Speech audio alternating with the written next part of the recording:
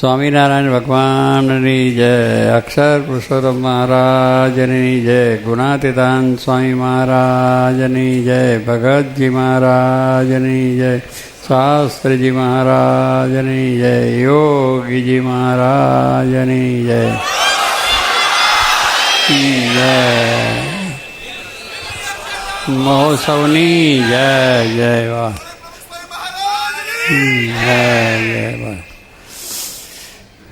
આપણે આજે અક્ષર ડેરીમાં બેઠા છે અને અન્નકૂટનો ઉત્સવ આજે ઉજવાય છે. બધા દૂર દૂર દેશથી ને દેશ પરદેશથી બધા ભક્તો પણ આવ્યા છે. ડેરી પ્રતાપી છે એટલે એનો લાભ આપણને જેટલો મળે એટલો વધારે લેવાય એટલું આપણે બળ મળે. અન્નકૂટ ઉત્સવ મહારાજના વખતથી ચાલ્યો હોય છે. મહારાજે પણ બહુ મોટા મોટા અન્નકૂટ ઉત્સવ કર્યા છે. ગઢડામાં જ્યારે અન્નકૂટ ઉત્સવ શ્રીજી મહારાજે કરેલો ત્યારે હવે આપણા સત્સંગી જીવનની અંદર બીજા શાસ્ત્રોમાં એની બહુ વાત આવે છે કે કેટલા બધા માણસો આવ્યા હતા. તો કેટલા દૂરથી, કોઈ 4 મહિના ઘરેથી નીકળેલા હોય, કોઈ 6 મહિના ઘરેથી નીકળેલા હોય, એટલે આખા હિન્દુસ્તાનમાંથી બધે આવેલા હતા.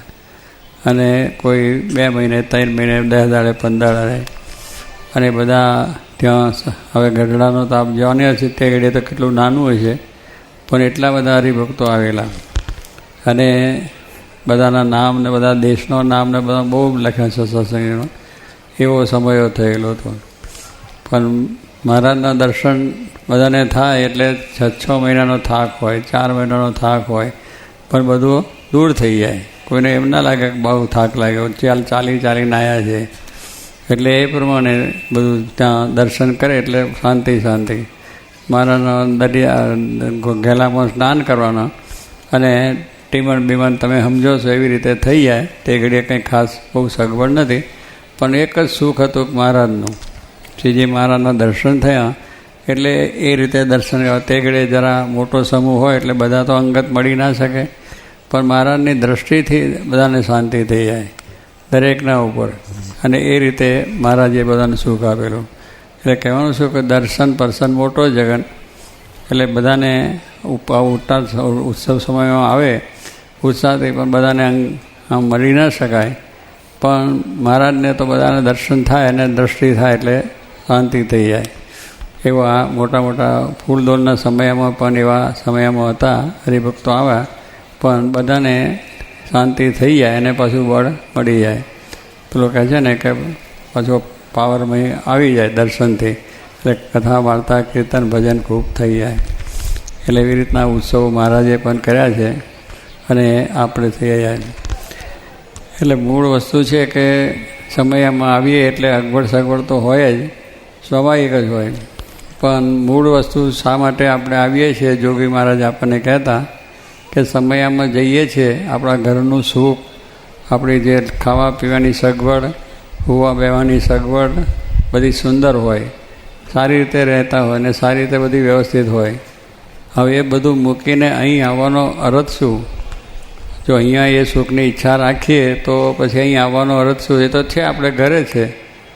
ઊની ઊની ચાય મળે, ઊનું દાળ ભાત રોટલીને શાકેય મળે કે ના મળે? અને ત્યાં ધક્કા મૂકી ખાવાનું નહીં, ત્યાં તો સ્વતંત્ર રહીએ ને અહીં ધક્કા મૂકી થઈએ. આ બધું જ મૂકીને અહીં આવવાનું મન છાથું શું કામ છે? જો કે મારે કહેતા કે સાક્ષાત ભગવાનના દર્શન થાય, ડેરીના દર્શન થાય અને કથા વાર્તાનું સુખ મળે એટલે આપણા જીવને શાંતિ થાય. શાંતિ થવા માટે આ જ વસ્તુ છે કે ભગવાનના દર્શન અને કથા વાર્તા ભજન સંત સમાગમ આ થાય એનાથી શાંતિ થાય છે. એટલે પહેલાં સુખ, એ સુખ એ તો આપણે છે જ. એ મૂકીને અહીં આવીએ છીએ તો અહીં અગવડ સગવડ હોય તો પણ જો આ એક મહિમા આપણને હોય તો વાંધો ના આવે. આનંદ આનંદને આનંદ. જોગી મારે કહે છે કદાચ જમવા ગયા હોય અને ત્યાં કદી બધા એ થયું અને કદાચ દાળનો પડીયો જ આવે, પીરસનારો પીરસી પછી ના આવ્યો હોય તો સ્વામી કે દાળનો પડીયો પીને પણ આનંદમાં રહેવું અને બહાર જઈને પછી વાત શું કરી કે શું સમયો, અદ્ભુત સમયો, બધી રીતની સગવડ, બધી રીતનું સુખ. સ્વામી કે અક્ષર ડેરીનો પડીયો દાળનો ક્યાંથી મળે? એનો મહિમા સમજવાની વાત. એટલે કેવળ સંબંધનો મહિમા છે કે આ બધી વાત સ્વામી કરતા કે સમયમાં આપણને બીજું ત્રીજું આપણા ઘર કરતાં ઓછું વધતું હોય પણ એની ચિંતા નહીં, એને તો મૂકીને જ આવ્યા છે. જે સારું સુખ છે તો મૂક્યું છે, તો અહીંયા એની આશા નથી. અહીં આશા એક જ છે કે જીવનું કલ્યાણ થાય, જીવને શાંતિ થાય. અને બે શબ્દો જ્ઞાનના વળીએ તો આપણા અંદરના જે દોષો ટળે અને વાસના ટળે, ભગવાનનો મહિમા સમજાય, સત્સંગનો મહિમા સમજાય અને આપણે સુખિયા થઈ જાય. સુખિયા થવા માટે આ લૌકિક વસ્તુ પદાર્થ છે એ જરૂર છે, એટલે એને આપણે પ્રાપ્ત કરવાના છે, મહેનત એ કરવાની છે અને એ બધું જેની વ્યવસ્થા પણ આપણે કરવાની છે. પણ એ આ દેહના સુખની વાત છે. દેહના સુખને માટે જે બધું છે, જે કંઈ કરીએ છીએ દેહનું સુખ માટે, સારું એને જમવાનું મળે, સારા કપડાં મળે, સારા મકાન મળે, સારી વ્યવસ્થા થાય, શરીરનું સુખ થયું. પણ શરીરનું સુખ તો નાશવંત છે. શરીર છૂટ્યું એની સાથે બધું ગયું. દેહ છે એ છૂટી ગયું એટલે આ બધું સુખ બંગલાનું હોય, પૈસાનું હોય, ટકાનું હોય, સંસારનું સુખ હોય, એ સુખ ક્યાં આપણે રહે છે? પછી આવે છે કંઈ ભેગું નથી આવતું અને એને આપણે થતું નથી. કારણ કે શરીર નાશવંત છે, તો નાશવંત વસ્તુથી પ્રાપ્ત કરેલી વસ્તુ એ પણ નાશવંત જ છે. આ શરીરથી પૈસા કમાયા, બંગલા થયા કે બધું જે સુખ આપણે મેળવ્યું એ પણ નાશવંત છે. એક ધારો એ પણ આ છૂટ્યાની સાથે ગયું. સ્વપ્નાની સમૃદ્ધિ સ્વપ્ના સાથે જશે. સ્વપ્નમાં સમૃદ્ધિ થાય, જેમ મોટું સ્વપ્નું આવે, હું મોટો રાજા થયો, બંગલા મળ્યા, બધી સાહેબી મળી ગઈ, ખૂબ સાહેબી મળી ગઈ. જાગે ત્યારે જ્યાં બેઠો હોય ત્યાં, બીજું કશું જ હોય નહીં. કારણ કે સ્વપ્નમાં જો એ ખોટું જ છે ને, એ કંઈ સાચું છે નથી. પણ સાચું આપણે આત્મા છે, પરમાત્માની ભક્તિ કરવી છે, એ વસ્તુ સાચી. એટલે આત્મા વસ્તુ સાચી છે, એ નાશવંત નથી. ભગવાન છે એનું નાશવંત નથી, એ શાશ્વત વસ્તુ છે. તો એ સુખ આપણે અહીંયા મળે. એ સુખનો આનંદ આવે એટલે પછી બીજા સુખ જીવમાંથી નીકળી જાય. ગુનાતીત જ્ઞાન પચ્યા પછી બીજા જ્ઞાનની જરૂર નહીં. એ જ્ઞાનનું જ્યારે ટેપ ચડી જાય ત્યારે સંસારનો સુખ છે એ આપણે માટે ગૌણ થઈ જાય. અને એનું કામ તો કરીએ પણ એમાં આસક્તિ ના રહે. આસક્તિ ટળી ગઈ એટલે જીવનો સુખ્યો થઈ ગયો. ગોપીઓએ જેમ કહ્યું કે જ્યારથી ભગવાન કૃષ્ણના દર્શન થયા છે ત્યારથી સંસારના સુખ ખારા ઝેર થઈ ગયા છે. ખારા ઝેર એટલે તો એવો છે, એ સમજાવવું બહુ કઠિન છે ને. પણ જ્યારે ભગવાનનો એવો અદ્ભુત મહિમા સમજ્યો ત્યારે થાય. જ્યારે એ બધા હોમ આપણે છે ને રાષ્ટ્રપતિ મોટા માલમાં રહે છે, એ બિચારા એને વિચારો કે આટલા બધા મારે શું કરવાનું છે. એક જ પોતાનું સગવડ કલામાં આવ્યા છે ને, એ બધા 300 રૂમની અંદર ક્યાં ફરવું ને ક્યાં બેહવું, એમાં એક જ રૂમ બેસે છે ને એક જ જોઈએ છે. તો એની સગવડ એટલે કહેવાનું શું છે કે એ બધા સુખ એમને કેવા લાગે છે કે મને જરૂર નથી. અને આ એ મારે કામ દેશનું કરવું છે, એ જ એને પ્રધાન છે. કે દેશનું કામ કેમ થાય? મારા શરીરની સગવડ કરવા જોઈશ તો મારા દેશની સેવા નહીં થાય. કે એ કરવા જઈએ તો પછી ક્યારે દેશનું કામ થાય? એના વિચારો થયા કે ખાવાના, પીવાના, બેવાના, આ રૂમ ને આ રૂમ, આમાંથી આવવાના, આમાંથી આવવાના. અરે નદે ફરીએ તો એ રાત આખો દિવસ જતો રહે. એટલે ક્યાં? એટલે સ્વામી કે જ્યારે એ પ્રમાણે બધા કામમાં નવરા ના થઈએ તો દેશની સેવા કરવા ના રહે. એમ સ્વામી કે આપણે પણ ખાવા પીવામાં થઈએ, કોઈ માણસ છે તે પલંગમાં હોવાની વાત. હવે એ પલંગની અંદર હોવાથી કંઈક આપણે સુખ આવતું નથી. પૈસા છે એટલે પલંગ સારો મળે પણ ઊંઘ ના આવે. ઊંઘ માટે પાછું ભગવાનની પ્રાર્થના, ભગવાનની ઈચ્છા હોય તો થાય. પછી પેલું સૂવા માટે શું કે આ બાજુનું હું સિંગું રાખું તો મને ઊંઘ આવે. પછી વિચાર કરીને અહીં નહીં આમ રાખું તો આવે. પછી એ વિચાર ફેરો પાછું આમ ફરે. એટલે આખું જે મોટો હોલ હોય એમાં બધે ચારે બાજુ ફરી વળે. એમ કરતાં સવાર થઈ જાય. હવે આખી રાત આ વિચારમાં જાય તો હું ક્યારે? પછી એમાં ઊંઘવું છે એટલી જ વાત છે ને, આવી જાય જ્યાં હુવો ત્યાં ઊંઘ આવી જાય. પણ પેલાને થાય કે આમ નહીં ફાવે, આમ નહીં ફાવે. એટલે આપણે એવું એમાં આપણા સંસારના કાર્યમાં ઊંચા જ ના આવીએ તો ભગવાન ક્યારે ભજવા? એટલે સ્વામી કહે છે એ વિચાર છે બધું બરોબર છે, પણ એ સમજી રાખવું કે આ વસ્તુ નાશવંત છે, એ શાશ્વત નથી. તો એને જરૂર છે એટલે બધું આપણે કરવાનું છે. પણ એની સાથે અનુસંધાન એક રાખવાનું છે કે ભગવાન છે એ સાચા છે, એનું સુખ છે એ સાચું છે. એ સુખથી જ મને શાંતિ થવાની છે, એ સિવાય સુખ શાંતિ થવાની નથી.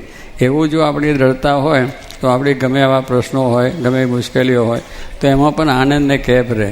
કારણ ભગવાન પ્રાધાન્ય છે કે ભગવાન છે એટલે આટલા કષ્ટમાં પણ સુખ છે, આનંદ છે. જો એની સમજણ છે કે આ નાશવંત છે, મૂકવાનું છે, તો આવું દુઃખ તો આવવાનું છે, તો ભગવાનને શા માટે મૂકી દેવા? તો ભગવાને મૂક્યા નહીં. નહીં તો બીજા તો મૂકી દો, ભગવાન ભજ્યાને આપણું કામ તો થયું નહીં, દુઃખ આપણું રહ્યું, દેહનું રહ્યું, વ્યવહારનું રહ્યું. માટે ભગવાનને મૂકી દે તો દુઃખ્ય થવાનો છે. જેનાથી સુખ છે એ વસ્તુ તમે મૂકી દો તો દુઃખ જ આવવાનું છે. પણ ભગવાનથી જ આપણે સુખ્યા છે, ભગવાનથી જ આપણને શાંતિ છે, સત્સંગથી જ આપણે શાંતિ છે, ભજનથી જ શાંતિ છે, એ હોય તો એ પણ થાય છે. ભજન એ થાય છે, કથા એ થાય છે, શરીરની તકલીફ છે, એ બધું છે, પણ એનો વિચાર નહીં. એક જ વિચાર કે મહારાજ સારું કરશે, મહારાજ સારું કરશે, એટલે એક જ વાત રહે છે, તો કેટલી શાંતિ હોય. એ તો કશે આવીને આપણે એ જ કરે તો સ્વામી કહે છે એમ આપણે બધા વિચાર કરવાથી ટળવાનું છે નહીં, ટળવાનું ભગવાનથી છે, ભગવાન જ ટાળવાના છે. અને શરીર એ નાશવંત છે, જવાનું છે. આત્મા સાચી વસ્તુ છે, સત્સંગ સાચો છે, ભગવાન સાચા છે, તો અંતે આપણે સુખની પ્રાપ્તિ એટલે સમજણ કરવાની વસ્તુ છે જ્ઞાનની. તો એ જ્ઞાને કરીને સુખ્યા રહેવાય. બાકી આ તો અનાદિકાળથી ચાલ્યું આવ્યું છે, તો એ દુઃખના તો રહેશે. દુઃખ તનો દરિયાવ મોટો નહીં તકો તરી, એ તરી શકાય એવો નથી. દુઃખનો દરિયો ક્યાંથી તરી શકાય? એક ગયું ને બીજું આવ્યું, બીજું ગયું, ત્રીજું આવ્યું, ત્રીજું ગયું, ચોથું આવ્યું. ચાલ્યા જ કરે છે આ સંસાર. હવે ગમે એટલું થાય. આ બધા થાય છે, પેલા હું પાર્લામેન્ટમાં જાય છે, પણ ત્યાં સુખ આવે છે? અહીંથી સુખ લેવા જાય છે ત્યાં, પણ સુખ અહીં આવતું, ત્યાં લડાય ને ઝઘડા ને એકબીજાને ભર્યું, પેલાને કાઢી નાખ્યો, પેલો પેલાને કાઢી નાખ્યો, પેલો પેલાને કાઢી, વચ્ચે સરકાર તૂટી ગઈ, બધા ઘર ભેગા. મહારાજની ઈચ્છા પ્રમાણે થાય છે. આપણે તો મહારાજનું ભજન કરવું કે દરેકને શાંતિ થાય, દેશમાં પણ શાંતિ થાય, બધાની બુદ્ધિ સારી થાય, બધાને ભગવાન દેશની અસ્મિતા જાગે અને મનુષ્યની સેવા કરે. આપણે ત્યાં જઈશું કરવા કે અમે દેશની સેવા કરવા માટે, મનુષ્યની સેવા કરવા માટે, પણ મનુષ્યની સેવા રહી જાય છે અને પોતાની સેવા થઈ જાય. એટલે એવી બધું ચાલ્યા જ કરે છે. પણ ભગવાનની ઈચ્છા હોય એમ ચાલતું હોય છે. ભગવાનની દયા થશે તો પાછું પલટો થઈ જશે, બધું રામરાજ્ય થશે ને બધું થશે. પણ આપણે એક જ વસ્તુ છે કે આપણે પેલું રામરાજ કરી લેવાનું. એનું જોઈને આપણે દુખ્યા શું કાં થવું? મહારાજની ઈચ્છા એમ થાય છે, પણ પેલું જો કરીએ તો દુઃખ થયા કરે કે આમ તેમ થયું, પેલું થયું. એની પંચાયતમાં પડીએ તો આપણે પાછું ભય રહી જાય, ભગવાન ભજવાના રહી જાય. એટલે એ તો મહારાજના ઉપર છોડી દેવાનું. ભગવાન કરતા છે, સર્વ પ્રકારે કરતા ભગવાન. સુખ આવે, દુઃખ આવે, કે મુશ્કેલી આવે, ગમે તે થાય, પણ દેશનું હોય કે સમાજનું હોય કે કુટુંબનું હોય કે દેહનું હોય, એ બધા વિચારો કરીને આપણે જેટલો એનો ઉપાય થાય એટલો કરવો. પણ પછી એની અંદર ઓતપ્રોત થઈ જાય તો દુઃખી થઈ જાય. એના કરતાં આપણે થાય એટલો પ્રયત્ન કરો પ્રમાણિકરણ, પછી બાકી મહારાજના ઉપર છોડી દેવું. વ્યવહારનું હોય કે સંસ્થાનું હોય કે રાજકીય હોય, જે હોય, આપણે પોતાના કલ્યાણ માટે આવ્યા છે એ સામી નજર બરોબર રાખવી, નિશાન ચૂકવું નહીં.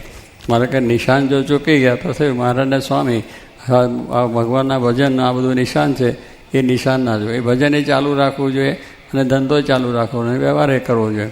પણ નિશાન એક છે ભગવાન, એ સિવાય વાંધો નહીં. ગુના સ્વામી કહે છે પૃથ્વીનું વેજું કરીએ એટલે ખાલી નિશાન જાય નહીં.